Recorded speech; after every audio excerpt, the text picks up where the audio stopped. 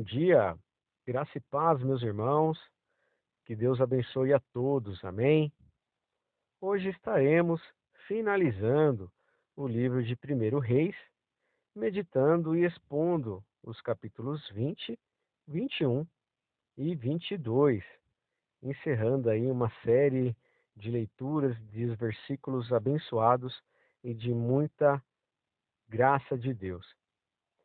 No capítulo 20, amados irmãos, vimos que Acabe parecia estar com sérios problemas quando um exército combinado da Síria e estados vizinhos cercou a capital israelita Samaria e exigiu pagamentos pesados.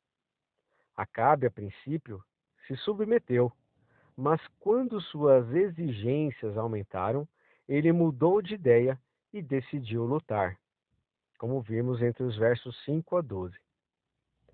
Dos versos 13 a 15, vimos que um profeta assegurou a Acabe que Deus daria a vitória a Israel. O plano de Acabe, baseado no conselho do profeta, era enviar um grande grupo de jovens à frente para distrair os sírios e depois seguir com um ataque surpresa do seu exército. Acabe obteve uma vitória decisiva, mas foi avisado para estar pronto para mais uma batalha na primavera seguinte. Dos versos 23 a 30, os sírios melhoraram a força de combate combinada, substituindo os comandantes reis aliados com seus próprios soldados profissionais. Eles também pensaram que eles tinham uma chance melhor de vitória, mudando a localização da batalha para uma região onde seus deuses eram mais fortes. Novamente, irmãos, Israel venceu, provando aos sírios e a Acabe que eles estavam errados em pensar que o poder de Deus estava limitado apenas em certos lugares. Finalizando o capítulo 20, entre os versos 35 a 43, vimos Acabe que capturou o rei inimigo Ben-Hadad, mas deixou-o ir depois que Ben-Hadad concordou em devolver ao território de Israel que a Síria já havia confiscado. Os dois reis também fizeram um acordo comercial muito favorável a Israel. Essa cooperação com a Síria, sem dúvida, irmãos, pretendia dar a Israel mais força contra qualquer possível invasor. Mas isso não teria sido necessário se tivessem confiado em Deus. Como sua recente vitória deveria tê-lo ensinado, um jovem profeta fez uma parábola para mostrar a Acabe que, por ter rejeitado a oportunidade dada por Deus de destruir o inimigo de uma vez por todas, esse inimigo voltaria e traria sofrimento crescente em Israel. Iniciando o capítulo 21, eu quero iniciar com um versículo muito interessante. Não houve ninguém que tenha se vendido tão completamente para fazer o que é mal aos olhos do Senhor, como Acabe, influenciado por sua esposa Jezabel. 1 Reis, capítulo 21, versos 25. Iniciamos, irmãos, o capítulo 21, mostrando que Acabe quer uma vinha que ficava ao lado de seu palácio, em Jezreel. Essa vinha pertencia a Nabote e era a herança de seus pais. Acabe tentou comprá-la ao trocar por uma melhor, mas Nabote não aceitou, porque queria tê-la como recordação de seus pais, como vemos entre os versos 1 a 3. Dos versos 8 a 13, Acabe foi para casa, como uma criança amuada, e Jezabel, sua esposa, disse que iria resolver o problema bem ao seu estilo. Mandou cartas em nome do rei, para que os líderes locais contratassem falsas testemunhas, e assim fez com que Nabote fosse morto apedrejado, como se ele estivesse blasfemado contra Deus e contra o seu rei. Dos versos 14 a 26, com a morte de Nabote, Jezabel avisa o rei de que o caminho estava livre para ele possuir a vinha tão desejada. Acabe, agora feliz, foi tomar posse das terras. Mas Deus estava atento a tudo e mandou Elias, o profeta, dar um recado para o rei. O profeta foi recebido como meu inimigo.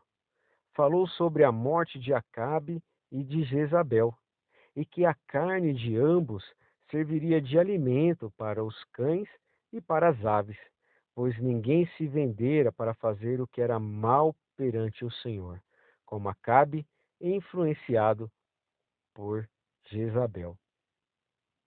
Mas uma coisa inesperada aconteceu, irmãos, pois Acabe se humilhou perante Deus, e o Senhor, em sua infinita misericórdia, resolveu abrandar um pouco a forma da morte de Acabe, como vimos entre os versos 27 e 28.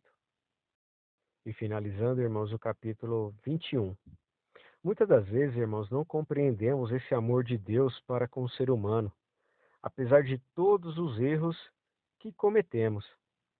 Havendo humilhação e arrependimento, irmãos, de nossa parte, Deus está sempre pronto a nos perdoar, mas precisamos arcar com as consequências de nossas escolhas. E que possamos, irmãos, pensar nisto, que possamos voltar o nosso coração ao Senhor de uma forma pura e sincera, pois Ele nos ama muito. Amém? Finalizando o livro de 1 Reis, capítulo 22. Dos versos de 1 a 12, 3 anos depois de fazer seu acordo de paz com o rei Ben-Hadad da Síria, Acabe o quebrou. Ele viu a chance de retomar a cidade fronteiriça de Ramote Gileade e persuadiu Jeosafá, rei de Judá, a ajudá-lo.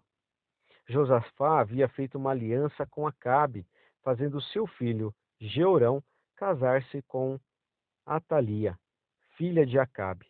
E aqui nós temos uma referência muito interessante em 2 Reis, capítulos 8, versos 16 a 18, capítulo 25 e capítulo 26. Os profetas, irmãos, profissionais na corte de Acabe estavam mais interessados em agradar Acabe do que dizer-lhe a vontade de Deus. Josafá não ficou impressionado com eles e pediu a Acabe que mandasse outro profeta, Micaias. Micaias, tendo sido avisado pelo mensageiro para concordar com os profetas da corte, simplesmente repetiu suas palavras, mas até Acabe viu que ele não estava falando o que ele acreditava. Micaias então anunciou claramente a verdade de Deus. Os profetas estavam mentindo, Israel seria derrotado, como vimos aí entre os versos 17 a 23.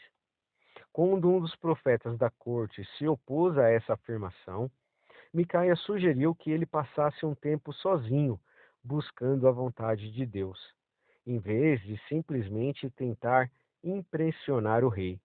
O rei se respondeu a essa repreensão lançando Micaias na prisão. Dos versos 28 a 40, ignorando, irmãos, tolamente a profecia de Micaias, Acabe entrou em guerra com a Síria. Ele tentou escapar da morte, se disfarçando de um soldado comum, mas seus esforços foram em vão. Ele foi ferido no início da batalha, mas com muita coragem permaneceu no local da batalha durante todo o dia para encorajar os seus homens. Ele morreu naquela noite. As profecias de Elias estavam começando a se tornar realidade. Apesar das reformas de Asa e Josafá, o povo de Judá, irmãos, não removeu todos os santuários de Baal dos lugares altos, mas isso não enfraqueceu a determinação de Josafá de reformar seu país. Ele reuniu vários sacerdotes selecionados, levitas e administradores, e os enviou para ensinar a lei de Deus em todo o reino de Judá. Como vimos entre os versos 41 a 43, E temos uma referência em 2 Crônicas, capítulo 17, dos versos de 1 a 9, e que eu peço gentilmente que os irmãos leiam essa referência para melhor entendimento do texto. Amém? Dando continuidade, irmãos, no capítulo 22, ele também fortaleceu o exército de Judá, de modo que outras nações acharam prudente encorajar sua amizade. Outras conquistas notáveis de seu reinado foram sua reforma do sistema judicial e sua notável derrota de um enorme exército inimigo através da fé em Deus. Entre os versos 44 a 53, e finalizando o capítulo 22, a loucura de Josafá em ir com Acabe para a batalha estragou um reinado de outrora, que estava muito bom. De acordo com a sua política de cooperação com Israel, ele decidiu se juntar ao filho de Acabe, Acasias, na operação de uma linha de navegação. Quando os navios foram destruídos, Josafá percebeu, como um profeta havia apontado anteriormente, que Deus não queria que ele continuasse essa associação íntima com o malvado Acasias. E aqui nós temos uma referência em 2 Crônicas, capítulo 20, versos 35 e 37. No capítulo 22, amados irmãos, vemos que ele se concentra nas relações políticas de Josafá com seus vizinhos do norte e faz apenas uma nota formal de um aspecto de suas reformas, como, por exemplo, de ter feito o que era reto. No início de seu reinado, Josafá começou com um reavivamento religioso, com a missão doutrinária de trazer o povo de volta ao Senhor. A consequência foi uma chamada para desarraigar a corrupção e reformar o judiciário, ao designar cortes provinciais e distritais, centradas nas principais cidades fortificadas e possivelmente em todo o grande povoado. Estas estavam aptas a se ocuparem com os assuntos militares, ou seja, recrutamento, e civis relacionados à tributação. Não está claro, amados irmãos, até onde a jurisdição do velho sistema tribal e dos anciãos foi afetada. Contudo, em Jerusalém, a corte foi reorganizada, tanto para agir como uma instância superior sobre todo o reino, quanto para abranger sanções religiosas e causas, levando-se em conta a presença dos sacerdotes nesta corte.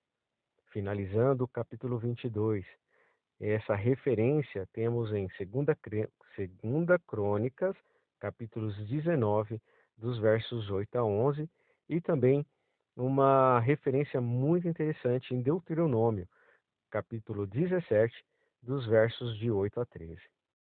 E com isso, meus amados irmãos, nós finalizamos a leitura e exposição do livro de 1 Reis. São 22 capítulos de muita bênção, muita graça e muito conhecimento das Sagradas Escrituras. Que Deus abençoe a cada um dos irmãos. Continuemos firmes e fortes na leitura e meditação das Sagradas Escrituras. Agradeço a oportunidade, agradeço aos irmãos a confiança e que Deus abençoe a cada um de vocês. Amém? Até uma próxima, meus amados irmãos, e fiquem com Deus. Forte abraço.